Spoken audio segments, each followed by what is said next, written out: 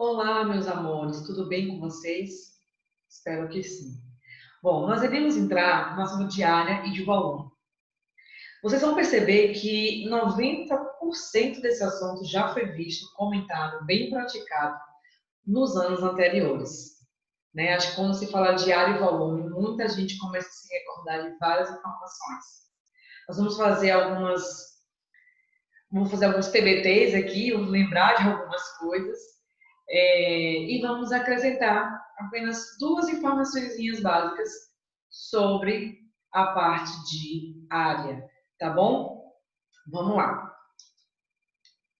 Então, área e volume.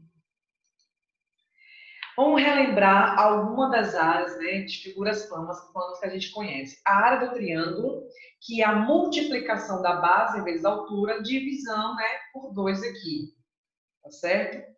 Sempre tomar cuidado com essa área, ou melhor, com essa altura. A altura é sempre o segmento de reta que sai do vértice e forma um ângulo de 90 graus com a base, tá bom? A área do retângulo, base vezes altura, né? A área do retângulo, ela é a mesma área que a do paralelogramo, até porque o retângulo é um paralelogramo.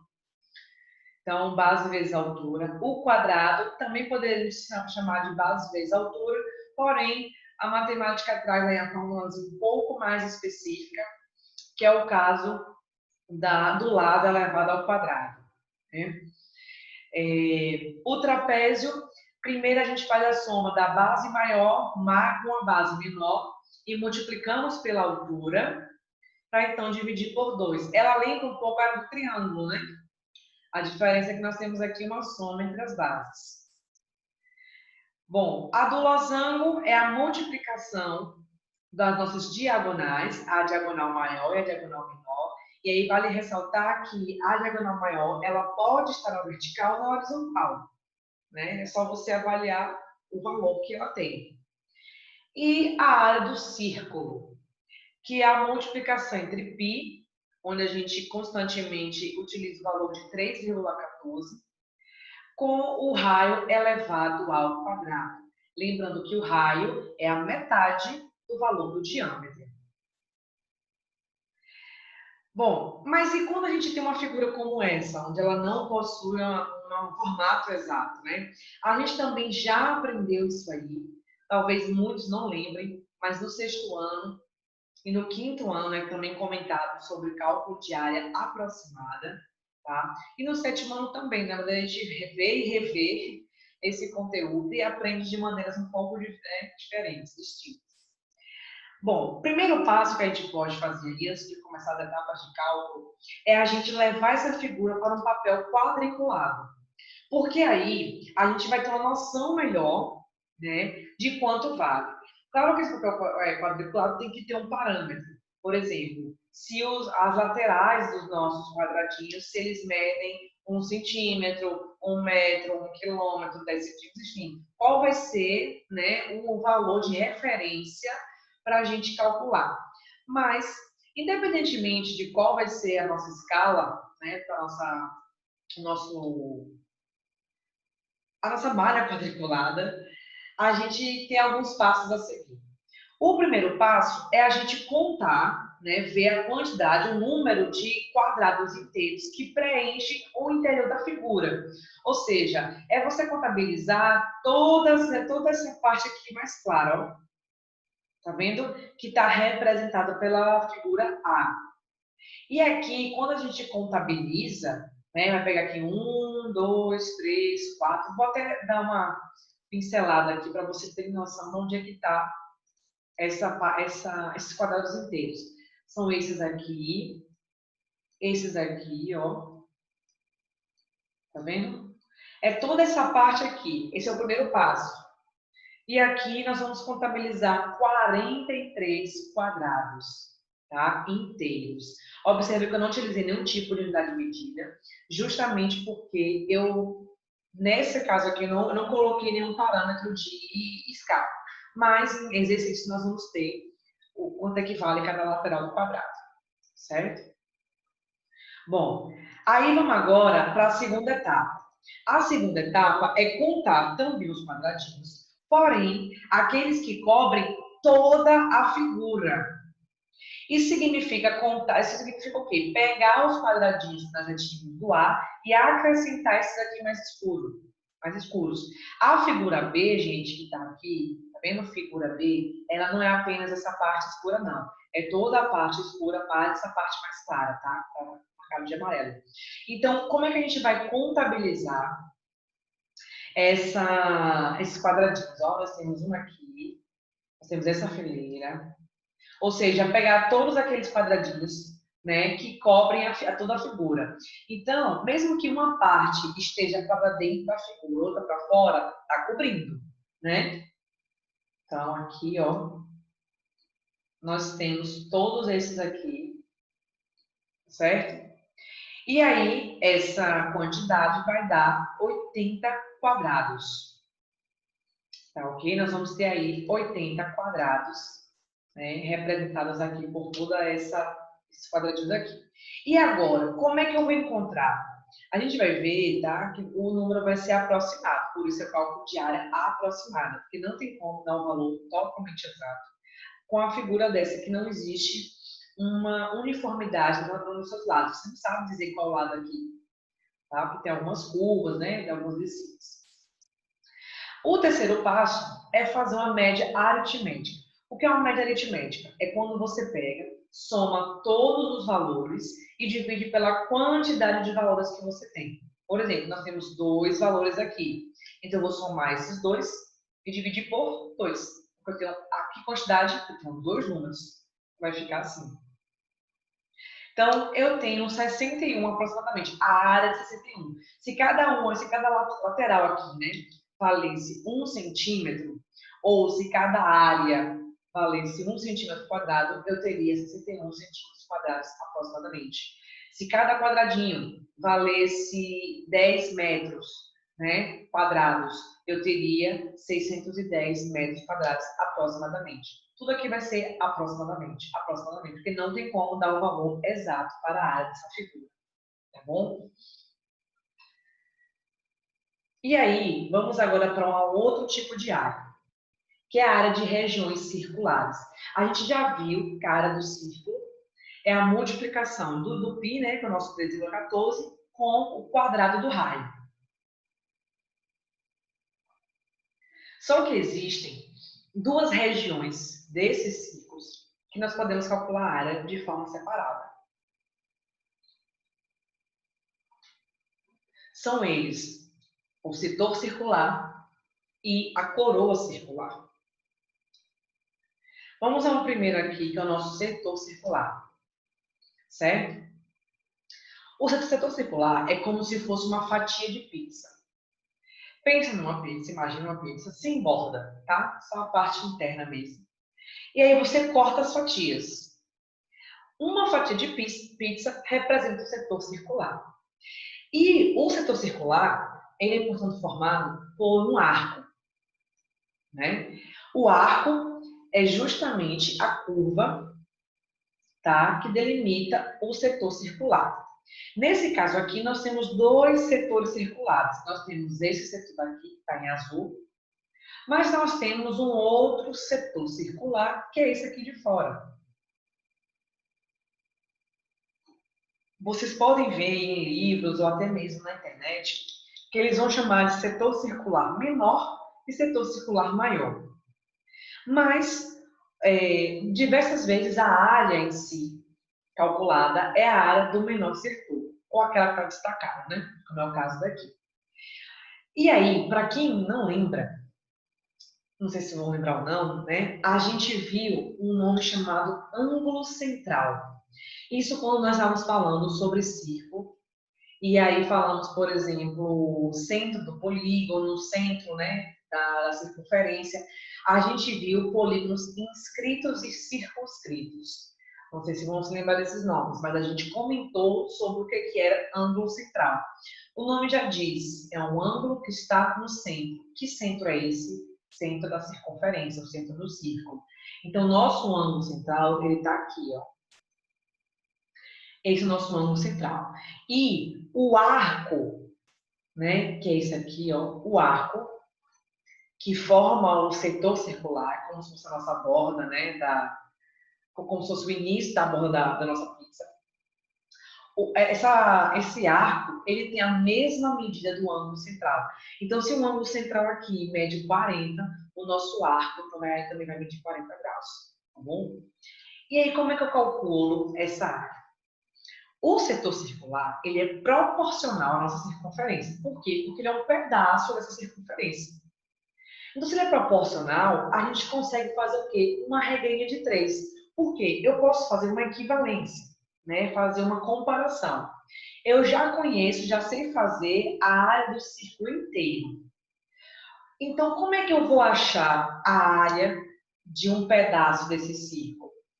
Eu tenho o círculo inteiro, que mede 360 graus, né? E eu tenho o... E a gente sabe que um círculo tem 360 graus. Então, se eu já sei a medida desse ângulo central, eu consigo fazer uma regrinha de 3. Que regrinha de 3 seria essa? Eu pegaria as informações do círculo total, que são sempre as mesmas, o ângulo sempre vai ser 360, de uma volta completa, e a área sempre vai ser representada por π vezes o raio elevado ao quadrado. E aí eu vou ter o ângulo central, que é o meu x, e o A, que vai ser a minha área que eu quero encontrar. Tá? Então, é assim que a gente faz para determinar a área de um setor circular. A outra região é chamada de coroa circular. O que é uma coroa circular? Agora vamos imaginar uma pizza com borda. Se você parar para pensar, uma pizza com borda é como se fosse uma circunferência dentro de outra. Por quê? Vamos imaginar duas circunferências assim, uma inscrita na outra. Quando isso acontece, quando você tem uma circunferência inscrita em outra, né, e aí possui um ângulo, um centro igual, eles coincidem. Esse centro aqui é o mesmo para a circunferência inscrita e para a circunferência circunscrita. Quando isso acontece, a gente chama de circunferências concêntricas. Por que concêntricas? Porque possuem o mesmo centro. Então vamos imaginar que aqui é uma pizza, aqui é uma mega de uma borda bem grossa, cheia de catupiry aí. E aqui dentro nós temos a massa em si, com a calabresa, a cebola, a azeitona, enfim. Então, a coroa circular é justamente a nossa borda. Tá? E aí, nós vamos ter, desculpa, nessa coroa circular, dois raios. O raio da circunferência menor, que parte do centro até a sua extremidade, e o raio da circunferência maior, que parte do centro até a parte externa, né? Então, a coroa circular vai ser a subtração, a diferença entre a área do círculo maior menos a área do círculo menor. Porque é como se a gente estivesse pegando aí o seguinte: como é que eu vou fazer para descobrir a área da minha borda, né? Da pizza? Eu vou pegar a área da pizza toda e tirar a área ocupada pelo recheio, que aí vai sobrar quem? A minha borda, tá certo? É assim que a gente consegue fazer a área de uma coroa circular, tá bom? Vamos agora para alguns exercícios. Um primeiro exemplo voltado para o setor circular. Calcule a área do setor circular assinado na figura. Olha só, nós temos aqui um ângulo central, 60, está aqui no centro, o arco AB, que se pedisse essa medida de arco, ela daria 60 também. E nós temos o raio. Então, como calcular? Se a gente lembrar, eu comentei que o setor circular é proporcional, ele é um pedaço, uma fatia de pizza da nossa circunferência completa. Nós podemos fazer uma regrinha de 3. Né? Nós vamos ter ângulo numa tabela, uma coluna, e área na outra coluna. Para uma circunferência completa, nós temos isso daqui. Essa área, lembrando, é o π vezes o raio elevado ao quadrado. E sim, o raio do setor circular é o mesmo que o raio da circunferência completa. Por quê? Se é uma fatia de pizza, o raio que você cortou lá na hora que você cortou a fatia é o mesmo raio da sua circunferência, no caso da sua pizza, sem antes mexer nela, tá? Então, o raio coincide. O que vai mudar aqui é a área, né, por conta do nosso ângulo. Então, aqui, olha só, vou fazer minha regra de 3. faço o quê? Um cruz credo, multiplica os extremos, e aí eu encontro que o valor de x é de aproximadamente 2,7 π. A gente só substitui o π se realmente for dado na questão, ou se for pedido, né? Mas se for dado na questão, a gente ouça o professor dizer, ó, em todas as questões, o π vale 3,14, você poderia substituir aí multiplicando por 2,7. Então, observe que setor circular tem a ver com regra de 3.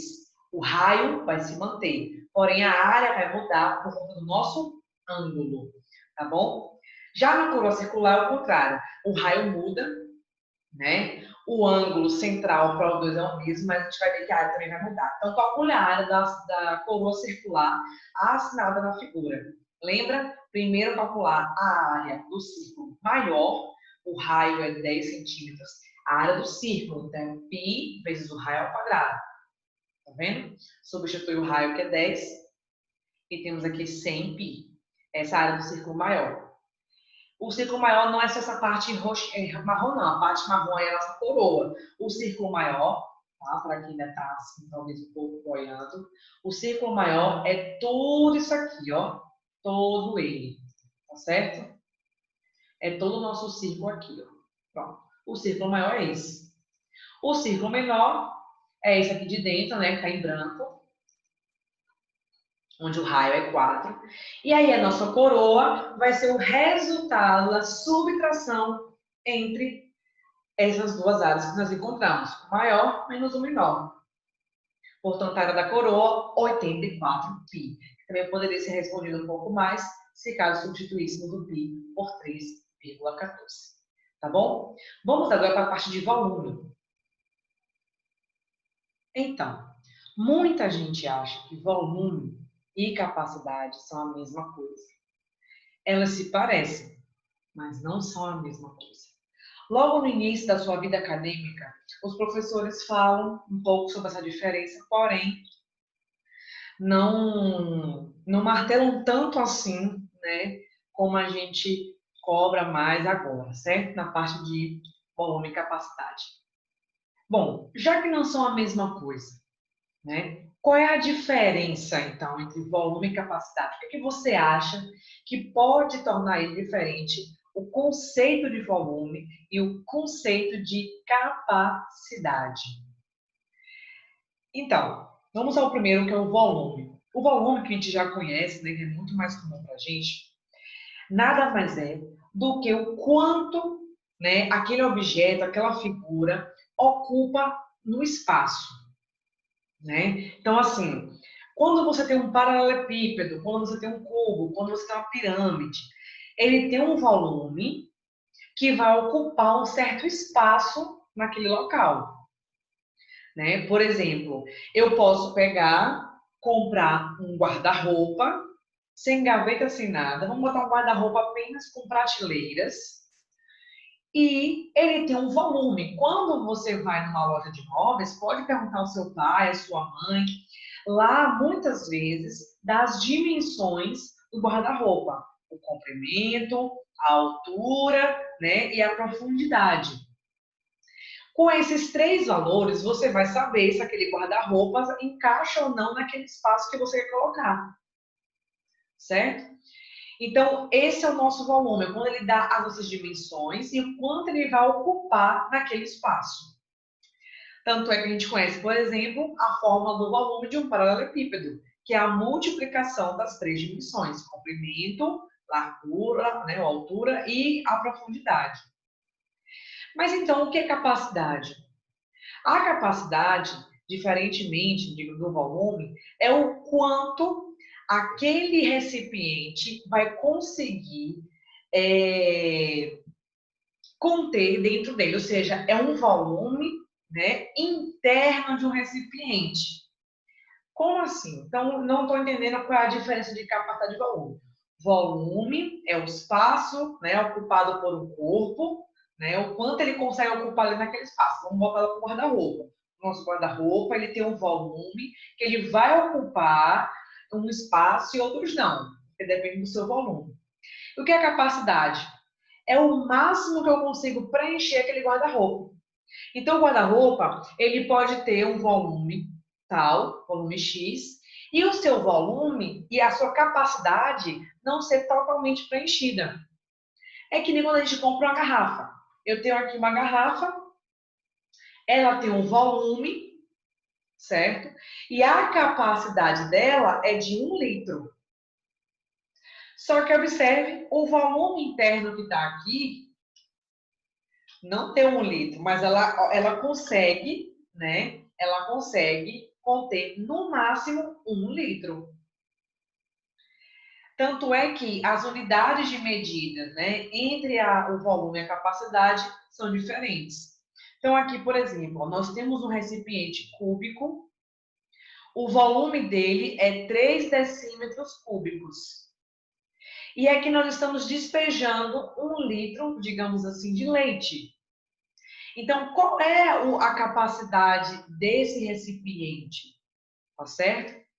Não é à toa aqui nas embalagens de leite, nas embalagens de refrigerante, você não tem o valor do volume, você tem o valor da capacidade, que é o quanto ele tem ali internamente. Até porque a embalagem ela pode ser um pouco mais grossa, ela pode ser um pouco mais, até mais alto do que o volume ocupado pelo líquido, enfim, pelo produto, e aí o volume dele vai ser maior. Por exemplo, se você for pegar, vamos supor que você agora pausa esse vídeo e vá pegar uma caixa de leite ou uma caixa de suco, ou até mesmo uma embalagem de algum produto de limpeza, uma boa, enfim, uma água sanitária, um desinfetante.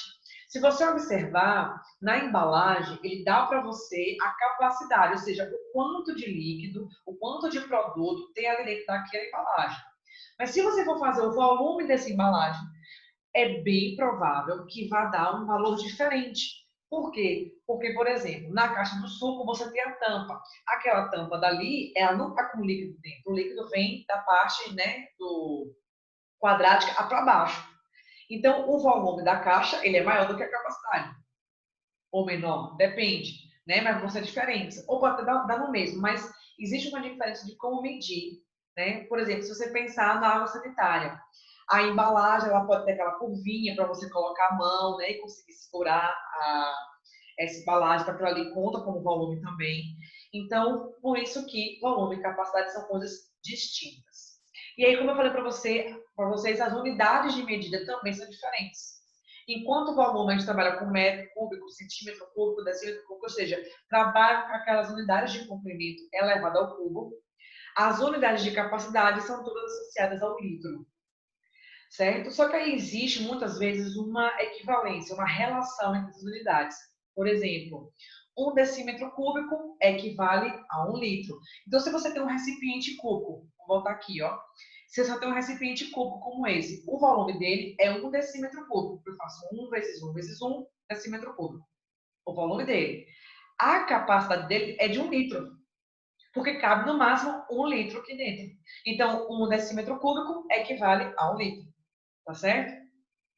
1 centímetro cúbico equivale a 1 ml e 1 metro cúbico equivale a 1000 litros. Tá vendo aqui? Caixa d'água, todo mundo aqui, né? Se for tiver na roda, até mesmo em casa, e ver a caixa d'água, você vai ver lá a capacidade, inclusive a gente compra, né, a caixa d'água de acordo com a capacidade, e aí com essa capacidade você sabe o quanto ela pode administrar.